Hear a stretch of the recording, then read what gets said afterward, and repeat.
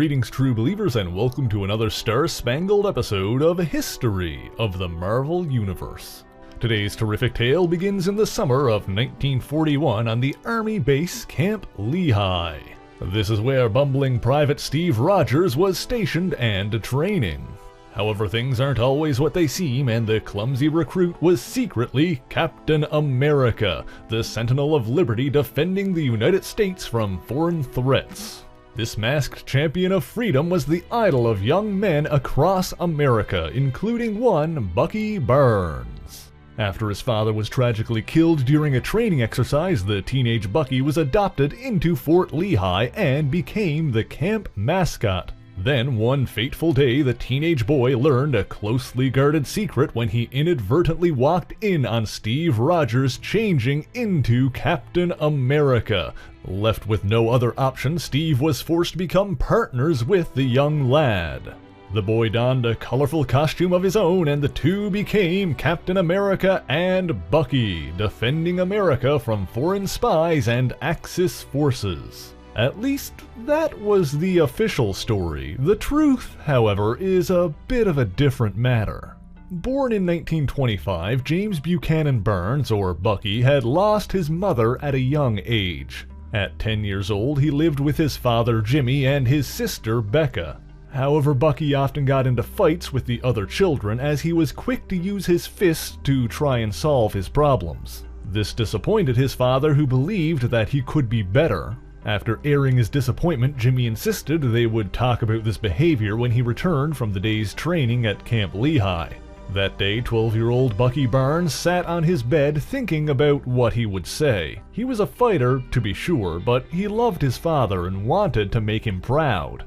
But James Barnes Sr. never came home that day, or ever again. Something had gone wrong during training. A mistake, an accident, it doesn't really matter. In any event, Bucky was left alone as his father was put in the ground and his sister was sent off to a boarding school. Meanwhile, Jimmy's friend, Major Sampson, bent every rule necessary to have Bucky remain at Camp Lehigh as a ward of the state.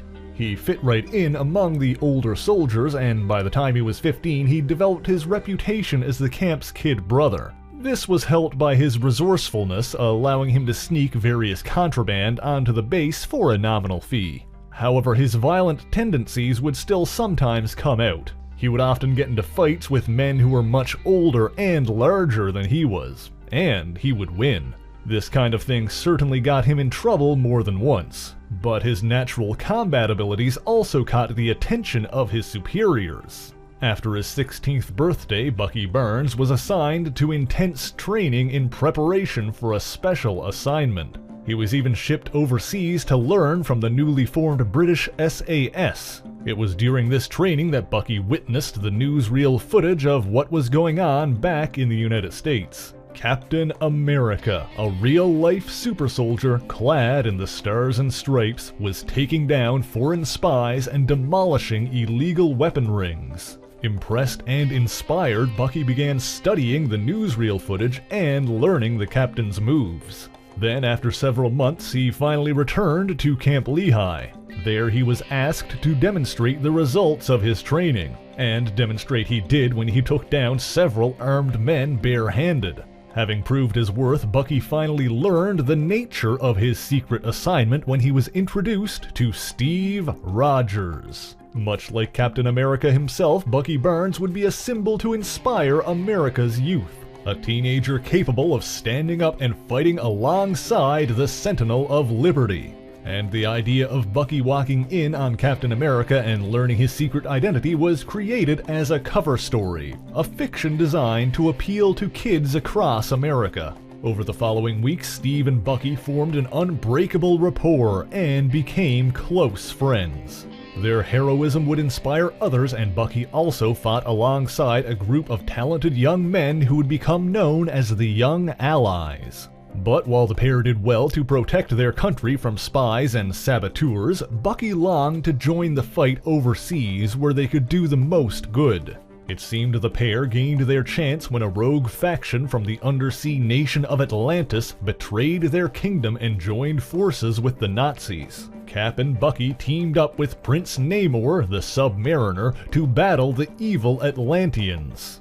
But while that was happening, the United States suffered an attack from Japanese forces with the bombing of Pearl Harbor.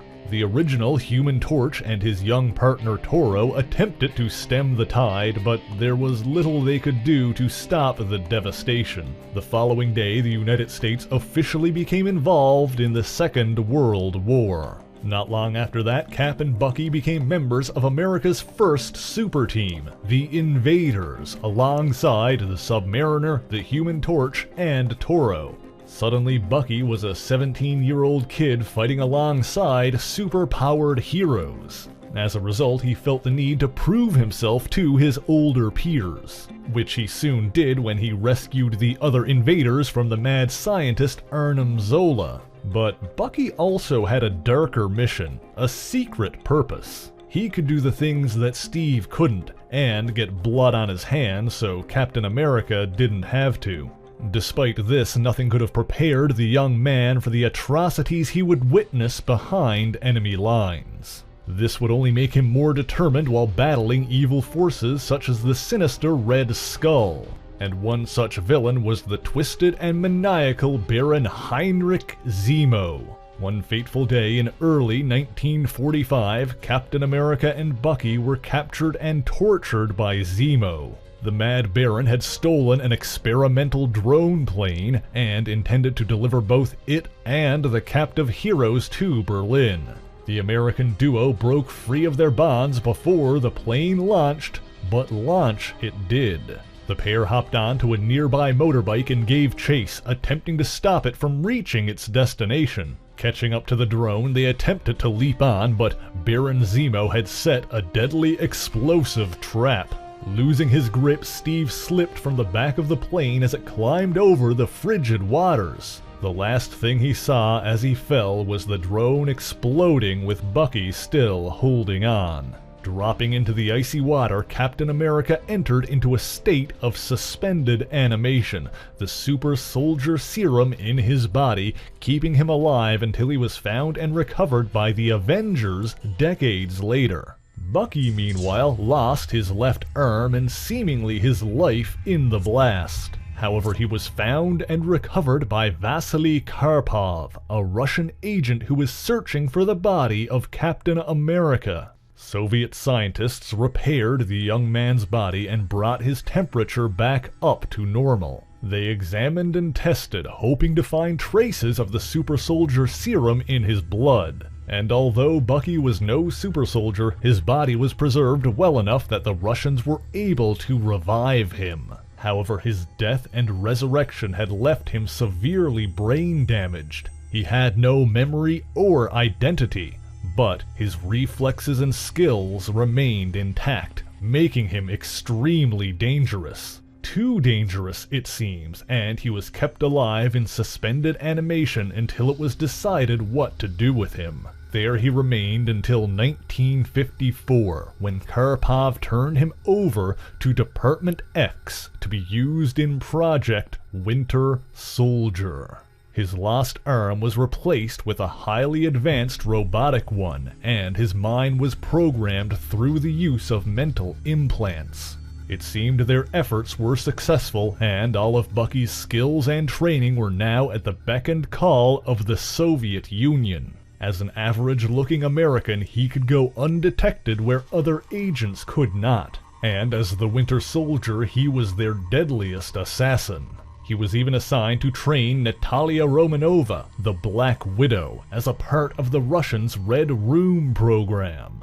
And a forbidden love affair between the two proved there was still humanity within him. In order to suppress this and prevent any possibility of his old memories or sense of self returning, the Winter Soldier was placed back into stasis between missions, and his mental conditioning was reapplied with each awakening. Regardless, he became more difficult to control as the years rolled on, at one point disappearing for several weeks after eliminating a target in America. Eventually, following Karpov's last order before his death in 1988, the Winter Soldier was decommissioned and placed into stasis for a final time, left to gather dust in a secret Department X warehouse. Then, following the fall of the Soviet Union, this warehouse fell into the hands of Karpov's protege, Alexander Lukin. However, Lukin was a ruthless businessman and began selling the advanced weapons to the likes of the Red Skull. The Skull caught sight of the capsule containing the Winter Soldier, but Lukin was not willing to sell. Unless, of course, the Red Skull was willing to trade a weapon of his own, specifically the reality-altering device known as the Cosmic Cube. Although this cube was damaged and drained of power, the Skull was not willing to part with so valuable an artifact. But then Lukin awakened the Winter Soldier, sending him to assassinate the Skull and retrieve the cube. Soon, the death of the Red Skull and Lukin's efforts to repower the Cosmic Cube caught the attention of S.H.I.E.L.D., leading to a confrontation between Captain America and the Winter Soldier. Suddenly, Steve Rogers was faced with the possibility that his old partner was still alive. Furthermore, moments before his death, the Skull was able to use the cube to transfer his consciousness into the mind of Alexander Lukin. Haunted by the ghost of the Skull, Lukin considered the device he'd stolen cursed. He ordered the Winter Soldier to take the cube to a secure location where no one else could use it.